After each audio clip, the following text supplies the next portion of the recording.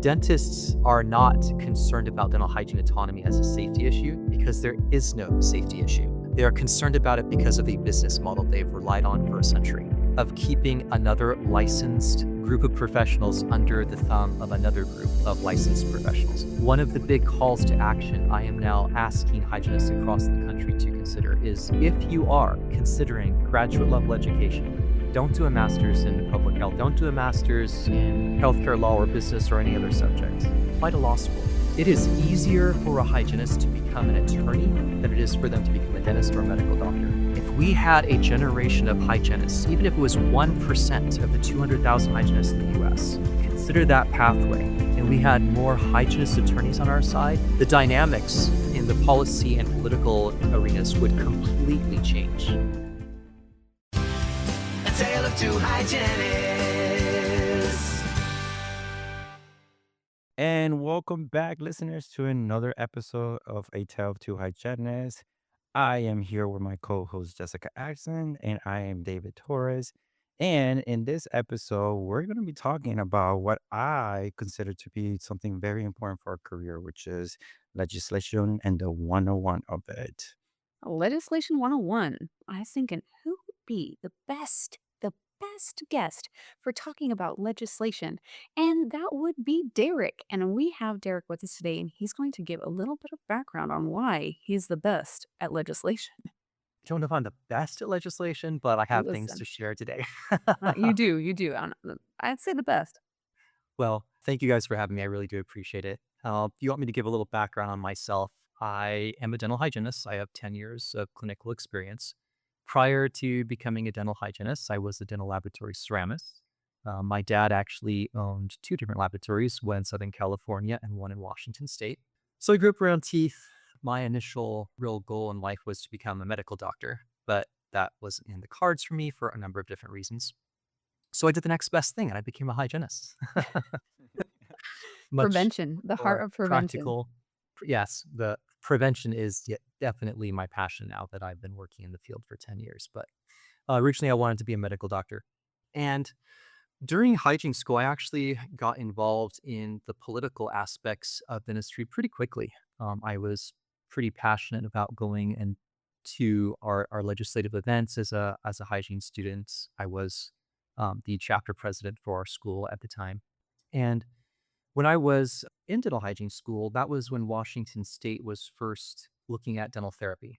They've since passed it, but I got a good bird's eye view of how that was being processed through the legislature, and I saw some flaws in the way it was being done. So that kind of piqued my interest. I thought, I want to learn more about this process. I want to get a better education and really get into the weeds on this. So I pursued my bachelor's in healthcare administration, finished that.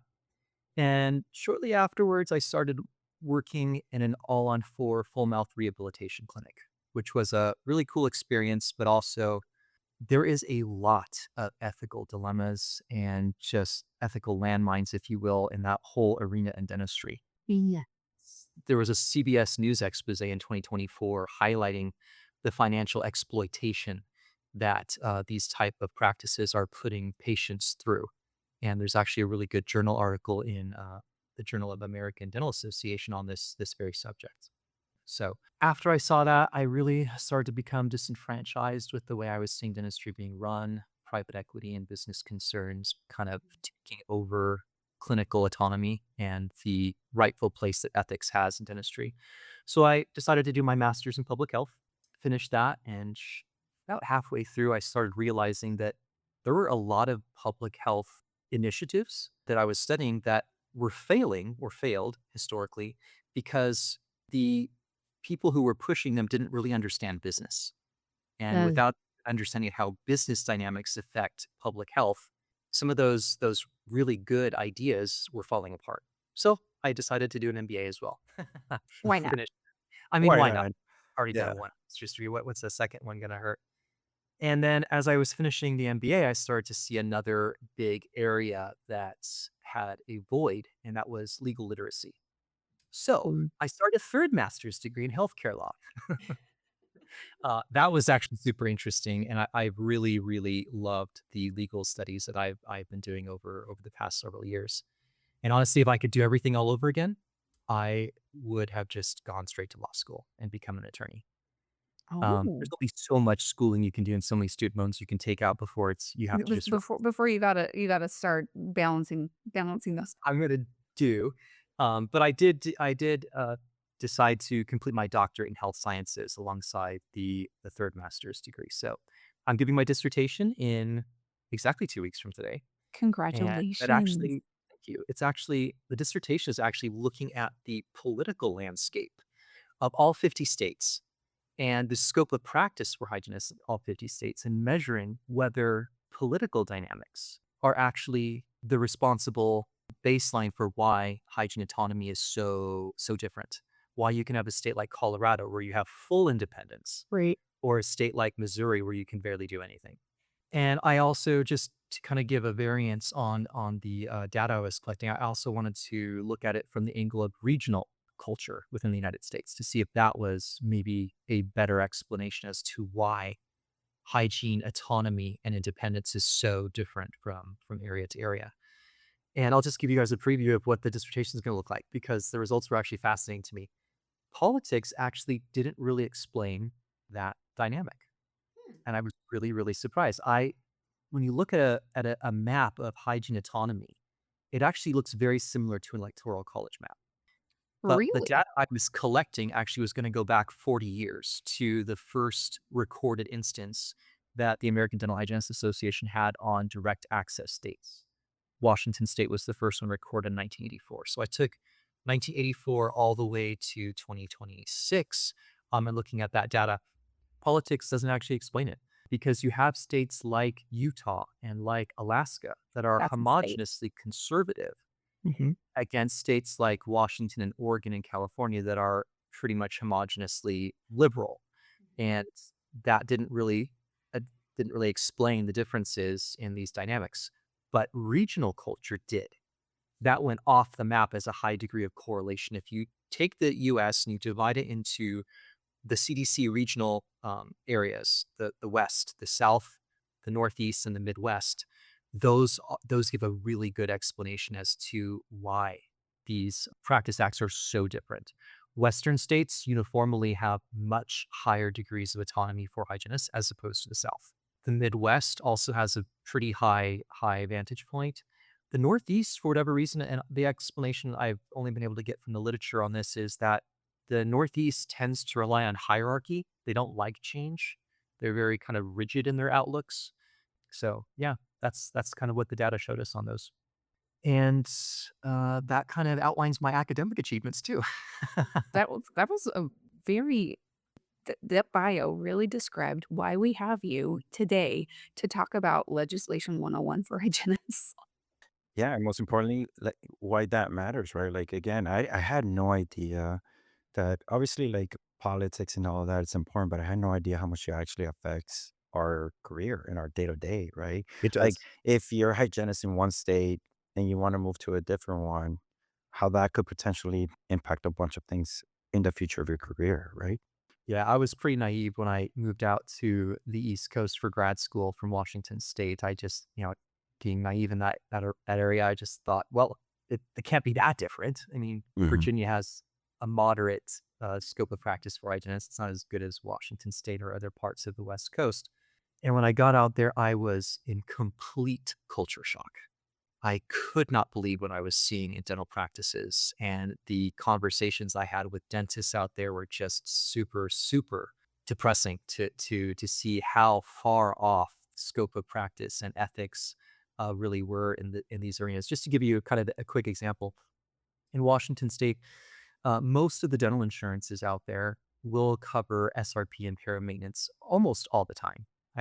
With Google, Amazon, and Microsoft having most of the policies for most of the major people out in Washington State, they have really good coverage. SRPs are covered at 90% to 100% a lot of the time. You can get 3 to 4 para maintenances a year at 100%, and they don't have any weird requests that go along with that other than just accurate period charting and radiographs to back it up.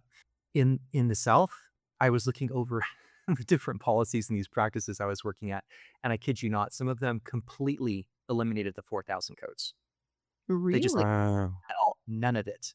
You get 2 prophylaxis a year, and if you need anything else, you either need practices will just either falsify the documentation and have peril maintenances be listed as prophylaxis, or they just don't diagnose.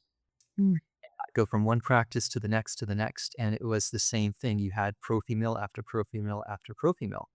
And one time I was temping at an office and I had the last patient of the day had no teeth on the top. He was a dentulous on the maxillary. The lower, he had 8 remaining teeth. It was clearly stage 3 periodontitis. There was barely even a quarter of the root left in the bone. There was huge chunks of calculus on this patient. And all the teeth were treatment planned for extraction on the lower, but it was on my schedule for a prophy. And I just looked at this and I said, there's just that I am not going to be doing this as a prophy. I'm not going to. So I talked to the office manager who by this time had become a friend of mine.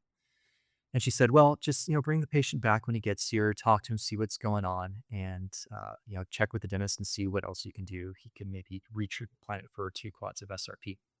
So the patient comes in and he has this heavy southern drawl and a little bit of blood trickling down his face as he walks into the Oh. office. 3 of his remaining teeth in his hand. Oh. And he said something along the lines of, 3 of my teeth fell out on the way here, and here they are." I'm like, "Sir, come on, let's get you back to the operatory." Sat him down, and I asked him, I said, "Sir, what do you believe you're here for? Because your treatment plan says all of your teeth are planned for extraction." And he said, "Oh, I just need them buffed up and cleaned up before the dentist, makes a partial for me on the lower." And now I'm looking at this going, no, no, no, no. We are not doing a prophy, especially if the attention here is to use some of these teeth as a remaining anchor for a partial. And with less than a third remaining. It gets worse. It gets worse. So I go to the dentist in the back. I pull him out of his operatory, and I said, "What is going on here?" Like his treatment plan it shows all extractions. He thinks there's partials here, and the dentist told me he said, "Yeah, I'm planning on saving the premolar teeth here for anchoring on a partial." I said, "Well, that's not a prophy. This is stage 3 periodontitis. Like he needs 2 quads of SRP. I am not going to be doing this as a prophylaxis." I said, "If that's what you want, you're gonna have to either find somebody else to do it or you're gonna have to change the treatment plan." I said, "That's not a line I'm gonna cross." And his words to me were, "Prophylaxis, SRP, it's all semantics." Ooh. Oh, he And said here it. we are needing legislation where we have a legislative body and we can pull up the actual documentation.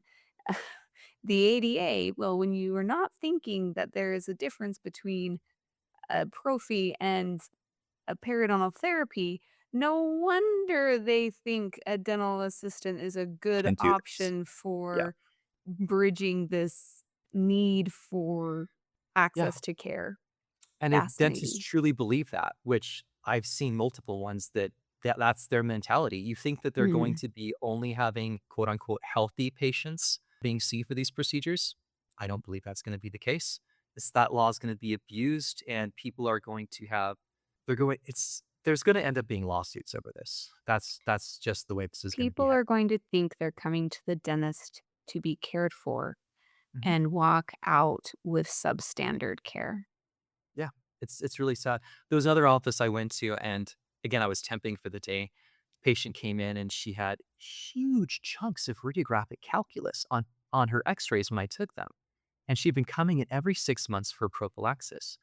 And I went through the X-rays, and there was 10 years worth of it, and the radiographic chunks were on there every single year, getting bigger and bigger. And you could see the progressive bone loss around the chunks of calculus going back 10 years. And I Mm. read through the notes, and every single time the dentist would sign off saying patient's in great health, no issues. And I'm looking at this, it is clear as day on the X-rays. Patient had to be referred out to a periodontist, and that's because that office had abused her. They Mm. did not diagnose active disease. They could have caught it early, and now she had stage 2, approaching stage 3 periodontitis that now needed attention of a periodontist. So, Derek, I want to backtrack a little bit because I am sure right now our listeners are listening to you talk. And man, we can hear the passion, right? We can hear your, I think everybody's blood pressure and heart rate went up a little bit higher as soon as you told that story, right? Because it has happened to me, right? I think we all have had, I've had it moment, right? How can we? take that energy to go beyond our chairs, our clinical chairs? What can we do beyond, like, no, I'm not gonna do that, to actually make a difference? Or who can we contact, or what do we do? Because I'm sure people are out there walking around and it's happening every day where the dentists don't know what they don't know and the hygienists feel like they're being suppressed, where we're definitely a lot more than just tartar polishers. Yeah. So I'm a big picture sort of guy. I look at this and I don't pivot to the typical explanations that you'll hear some of the influencers and thought leaders start talking about. There's a few of them out there who are insistent that the reason behind all these issues is that hygienists just don't have enough business sense and they need to be taught more business angles, make their offices more profitable, and you can, hold up the money angle for increased care as the driving force behind getting dentists on board with ethical practices. I would argue that there is some truth to that hygienists do need better business sense, but trying to use money as the objective for getting people to practice ethically, it to me is uh, not a great way to go. Distasteful. Thank you. That's the word I want. Distasteful. Yes. So I'm looking at this from sort of a bigger, broader picture. How do we start to change the landscape on this? And I have actually two research articles I intend to publish this year. One of which I actually did touch on 2 years ago when Andrew had me on the podcast when I was first developing the concept. But now I'm actually part of a group that Delta Dental is funding to really look broadly at solutions across the country for access to care issues, and I'll be making a big point of this with that group. But I'll give you a little background on it. I think dental education needs to be reinvented, straight up. I just think it does. And this is the solution that I came up with this. If you look at dental school, if you want to become a dentist, you're looking at a 4-year undergrad in biochemistry typically, and then 4 years of dental school after that. If you are a passionate clinician, I guess I'll use that word, you should pursue a residency afterwards. Right. You're going to be working on the public to the full extent of your abilities.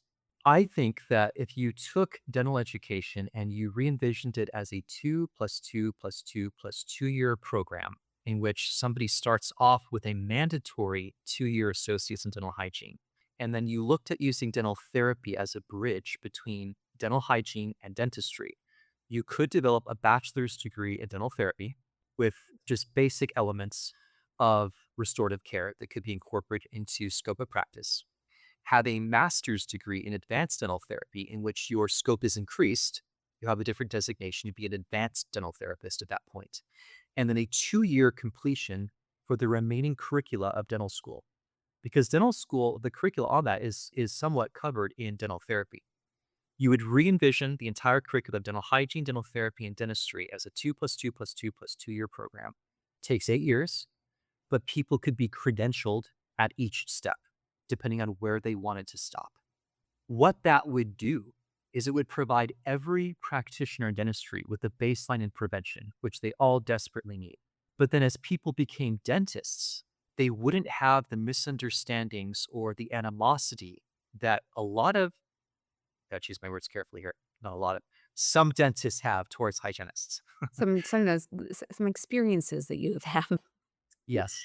But I don't think my experiences are unique. I've talked to many other hygienists who have had similar experiences. And the reason why, if you look at the data on why hygienists are leaving the field, it's because of workplace sabotage by employers, toxic work environments. And I don't think there's been enough study as to really getting into the weeds on what those toxic environments look like. So the American Dental Association is actually now American Dental Hygienists Association, excuse me, is now conducting a major research study looking at really the ethical dilemmas that are Mhm. causing hygienists to burn out and leave the field. 'Cause if I were a guessing girl, Mm. I would say from my own personal experience where I have felt the most frustration is where my clinical expertise has been challenged and has required me to be in situations that you've described that ethically make me very uncomfortable. I work in a school And one of the reasons why I am in education is I can be very ethical in education.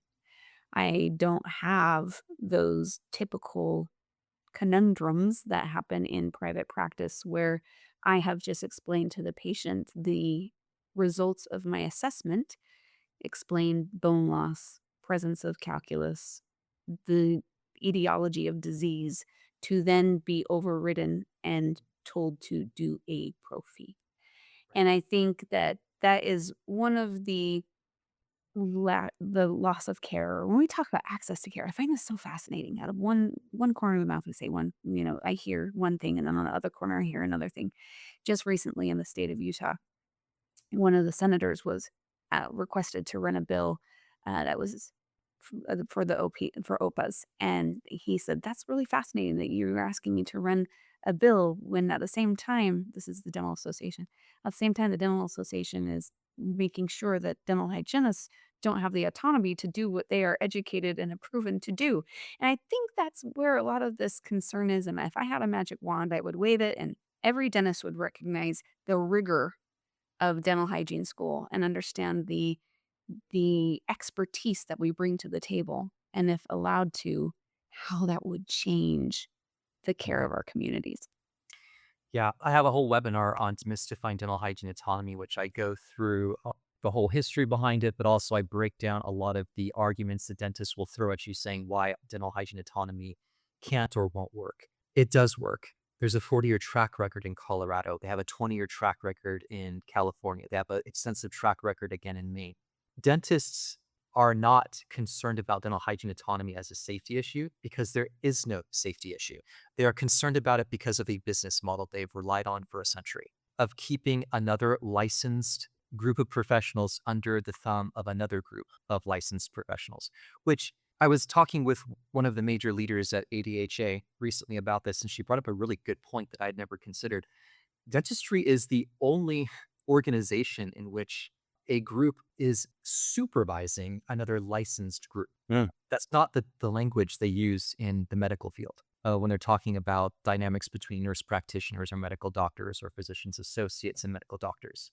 Supervision of a licensed group is not what supervision is for. Supervision is for unlicensed individuals. So the whole dynamic organized industry is built around this concept of supervising licensed individuals and being able to completely dismiss their diagnosis or assessments if they so choose is a major issue. And when you start to look at the conflicts of interest that exist between preventive medicine and restorative medicine in dentistry, there becomes legal issues on this. You have Federal Trade Commission guidelines, antitrust laws that are clearly being violated by organized dentistry.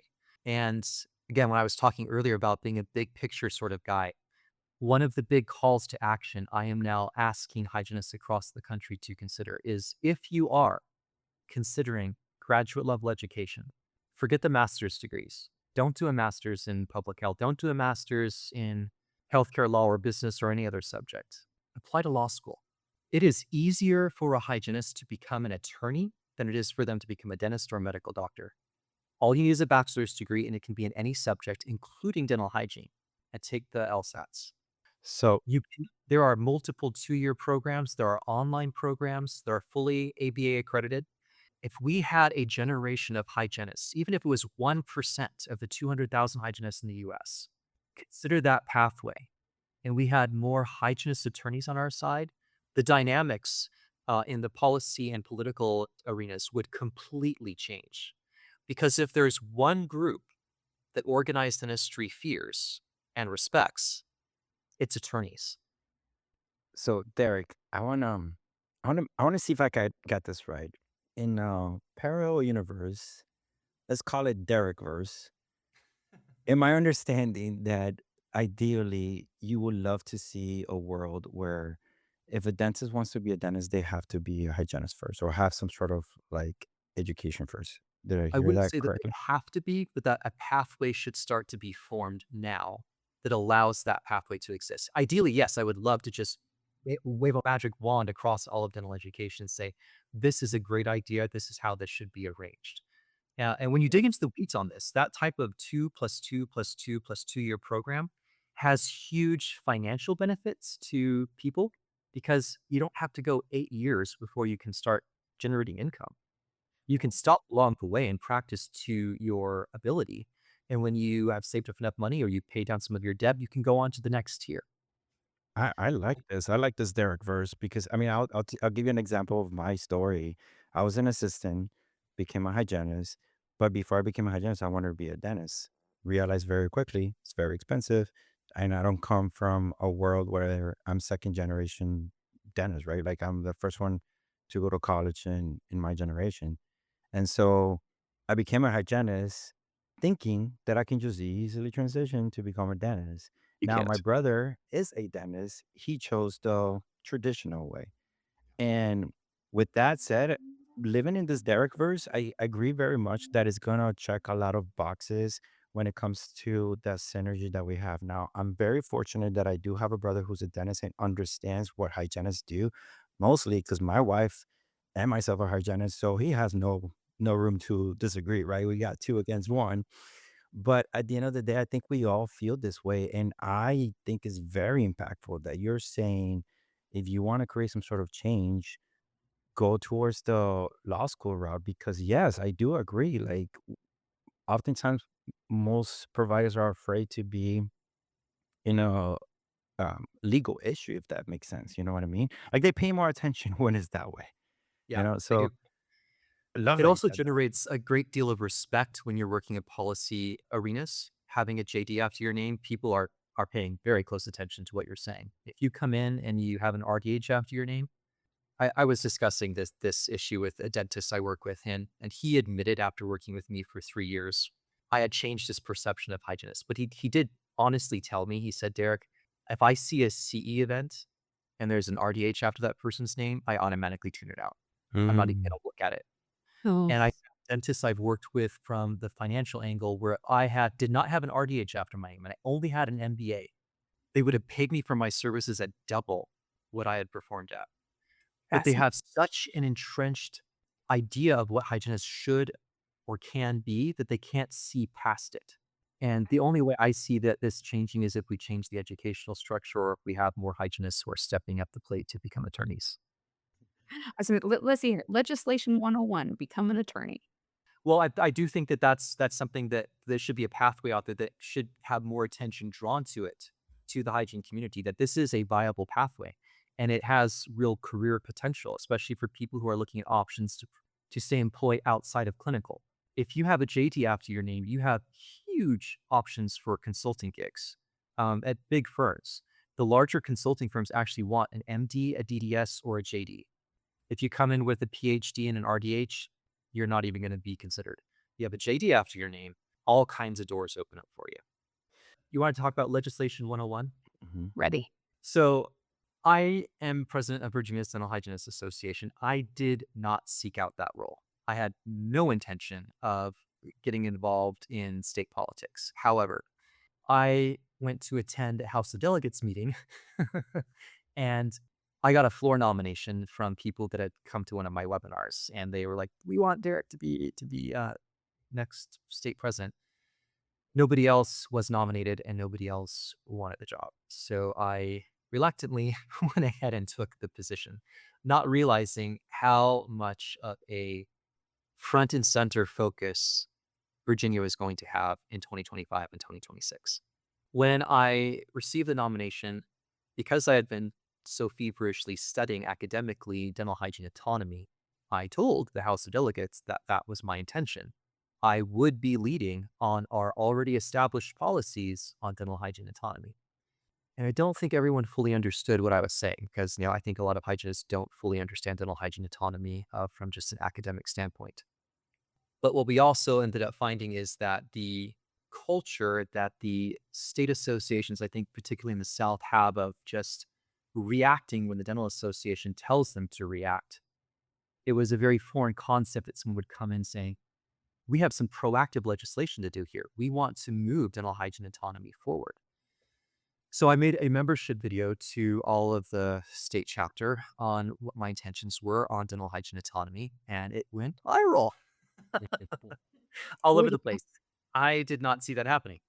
And the Dental Association caught wind of it, and they immediately started a campaign to discredit me, saying that I was crazy and that look at these crazy hygienists. They think that dental hygiene autonomy is a solution to workforce issues, which it is. That's what the academic literature shows. There's almost 80 peer-reviewed research studies on dental hygiene autonomy or dental hygiene autonomy adjacent. It's a very well-established concept. But that came out, so the dental association started attacking me personally on that arena. And what we ended up finding out in very short order is that the dental association behind the Dental Hygienists Association's back had been pursuing OPA legislation and working the legislature for almost a year and a half before I stepped into the leadership arena. So we were already behind, if you will, and the lobbyists that we had been using at the time were not really great at moving conversations or political dynamics forward. So that's something that all state chapters should be looking at is, are their lobbyists, do they really have their best interests at heart, or are they just sitting back reporting what's going on in the legislature? Are they there really working for you, or are they just there as a reporter? Because those are two very different types of lobbyists. That's something that needs to be looked at for any new state leaders. I had to let go the lobbying team that was on when I came in. It's like, you guys are not performing to tasks. You do not have our best interests at heart. Nice working with you, but we don't need your services anymore. And we hired a really, really good lobbyist.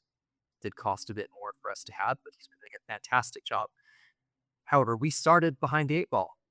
The Dental Association already had a year and a half a leg up on us. And while we did attempt moving dental hygiene autonomy legislation forward, we could not get a single legislator to listen to us. We could not get a single sponsor for our bill. The bill was filed, but it didn't go anywhere. So we tried. We made a credible move on dental hygiene autonomy, but the Dental Association, again, they have big pockets and they have their white coats and titles, and hygienists have not been we could not get it worded edgewise on this. Every single time we tried to talk to legislators on the bills that the Dental Association had put out, we were shut out of conversations. I had one legislator, after showing her all the peer-reviewed evidence and what our research had shown and what our goals were, her response to me was, "Too bad, so sad. I don't really care." I'm like, they were already had a predetermined idea of what was going to be happening. And the Dental Association is now, unfortunately, the bill is almost to the governor's desk. It's passed every single subcommittee and committee with little to no one voting against it. And now our last shot is to see if the governor will veto it. But that's, again, a Hail Mary. So Hey, I'm a fan of Hail Marys, and it is encouraging to see dental hygienists band together and have our voice be heard, even when some experience has been that our voice hasn't been heard. And we're just really glad that you came on today to highlight some of the concerns and potential opportunities for dental hygienists in legislative arenas to have our voice heard. And our podcast, me and Dave here, we just would like to thank you for being on this platform and having your voice heard. And the more we talk about it, the more that needle can move. and I don't want other states to be looking at this going, "Oh, it didn't work in Virginia on the first try." I was just on Southern California's Dental Hygiene Association's roundtable. They had me on speaking about dental hygiene autonomy legislation.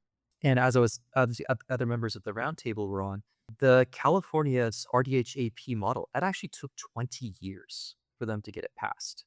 Legislation does not happen in one sitting. It often is a multi-year endeavor, and if we don't start now, start somewhere, we're not going to continue to advance our careers or our profession. So don't be dismayed. It's the first year. Virginia is going to continue fighting for dental hygiene autonomy and increase access to care. But yes, we did have a major setback this year. Not yet. Right. Still got the Well, governor's desk. it's still a setback for the fact that it's we've had having to fight it, but yeah, it's we're still hopeful that it can be contained. I'm not fond of periodontal disease or patients walking in with their teeth in their hand, but I'm really grateful that that happened to you because that was a catalyst for you to be who you are right now. And I think you're such a asset and you're such an important person to our everyday hygienists out there listening. And so I just want to thank you for doing everything that you're doing and most importantly not giving up and using that to even motivate you further and knowing that we keep on keeping on, right? And so thank you for coming in over here and sharing all those amazing stories. Definitely would like to hear you go out there and continue and promote this, which is it's essentially what we need out there. We talked a lot about a lot of important things, but is there anything else that you think that we didn't talk about that should be worth noting in this episode? Well, I mean, I could talk for another hour if you wanted me to. I am looking at the cord button. I was like, we maybe should have done 2 episodes. If I was going to summarize legislation 101, it would be first, assess your lobbying team. Second, have a proactive plan. And third, do not trust the Dental Association's state chapter farther than you can throw them, because they do not have your best interests at heart, and they are likely already working behind the scenes to compromise legislation the Hygienists Association might be moving forward on. Noted. Thank you, Derek. You're welcome. That's a wrap on today's episode of A Tale of Two Hygienists podcast. If this conversation made you feel seen, inspired, or even just a little fired up, share it with a fellow hygienist or fellow dental professional. Share it with your neighbors, your friends, share it with everyone. That is how this community grows. Make sure you subscribe, leave us a review, and connect with us on social media so that we can keep on going with this conversation. Remember, your career, your voice, and your story matter here. We're David. And Jessica, And until next time. keep learning, keep laughing, and keep showing up for yourself and for each other. This has been a production of Endeavor Business Media, a division of Endeavor B2B.